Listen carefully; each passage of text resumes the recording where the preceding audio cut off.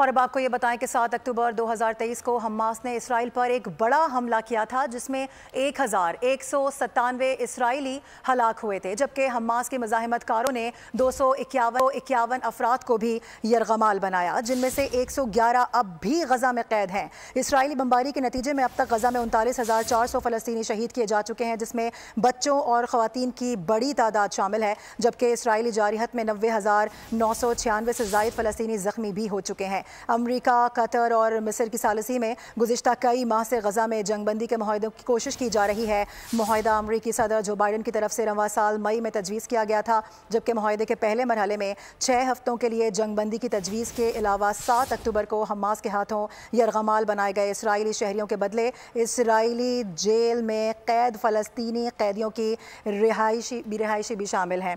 अली शाह तजियाकार इसी मामले पर हमें ज्वाइन कर रहे हैं, उनसे बात करेंगे। बहुत शुक्रिया सर वक्त देने के लिए। कहिएगा, ये जो आज इंतहाई अफसोसनाक वाक़या रूनुमा हुआ है, जिसकी जितनी मजम्मत की जाए कम है, एक ऐसा लीडर जो कि मुसलमानों के लिए न सिर्फ आवाज़ उठा रहा था बल्कि अमली तौर पर हमने देखा कि उनकी किस तरह की खिदमात रही हैं। सबसे पहले बताइएगा कि इस पर क्या कहेंगे आप?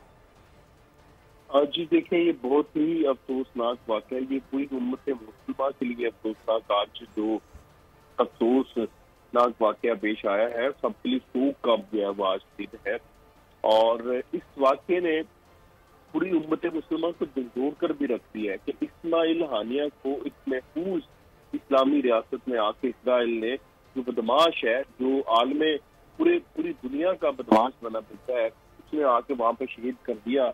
और ये आलमी कवानीन, यूएनओ की ट्रीटीज और जितनी भी जितने भी कवानीन हैं जिनका प्रचार अमेरिका की तरफ से, यूएनओ की तरफ से किया जाता है, मुसलमानों वाले के लिए तो किया जाता है, उन सब की वायलेशन जो है वो इसराइल की तरफ से की गई है। अब देखना ये है कि इसके ऊपर जो दुनिया मुसलमानों के लिए इतने सख्त कवानीन का प्रचार करती है, वो इसराइल को क्या कहती है, वो इसराइल के लिए क्या स्टैंड लेती है। और दूसरी बात यह है कि इस्माइल हानिया ने पूरी उम्मत मुसलमान को बता दिया, मैं तो सुन्नत हुसैनी पर जो है वो कुर्बान हो गए हूँ। उनके समेत उनके खानदान के 71 लोग जो है वो गजा के लिए शहीद हो गए और फ्रंट पर लड़ते हुए शहीद हो गए। लेकिन अब मुसलमानों के लिए वक्त आ गया है कि वो इसके ऊपर जो है वो क्या रद्द-ए-अमल देते हैं। क्या ये एक इस्माइल हानिया की शहादत मुसलमानों को मुतहद कर पाती है फलस्तीन के लिए या नहीं?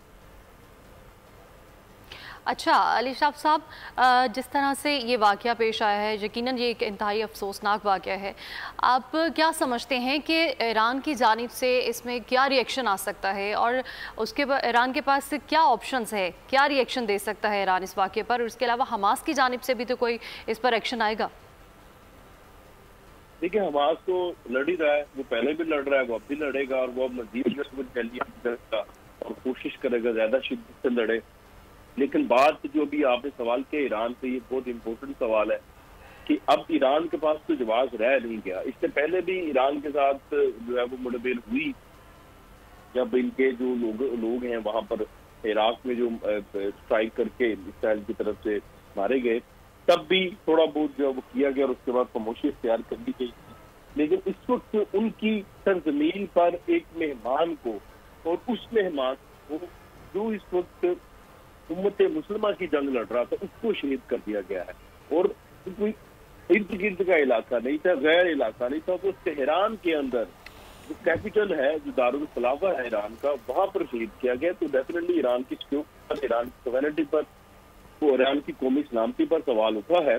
तो ईरान को रद्द-ए-अमल तो ईरान जो है शायन शान ही देगा अगर देना चाहे तो। पर मैं अभी सुन रहा था ईरानी कमांडर का बयान, कह रहे थे कि इसराइल को इसकी कीमत चुकानी पड़ेगी कि उन्होंने हमारी सरजमीन पर हमारे मेहमान को जब्त किया है। तो कुछ अच्छा नहीं है आने वाले दिनों में, इस हवाले से कोई अच्छी खबरें नहीं है। बिल्कुल, लग भी इसी तरह से रहा है, क्योंकि जिस तरह से, जिस मोड़ पर और जिस जगह पर ये मामला आकर अब खड़ा हो चुका है, इससे आगे ही बढ़ना होगा, पीछे तो नहीं हट सकते। हमारे साथ मौजूद थे अली शाह साहब, बहुत शुक्रिया वक्त देने के लिए। बोल को सब्सक्राइब करें और बेल दबाएं ताकि कोई खबर रह न जाए।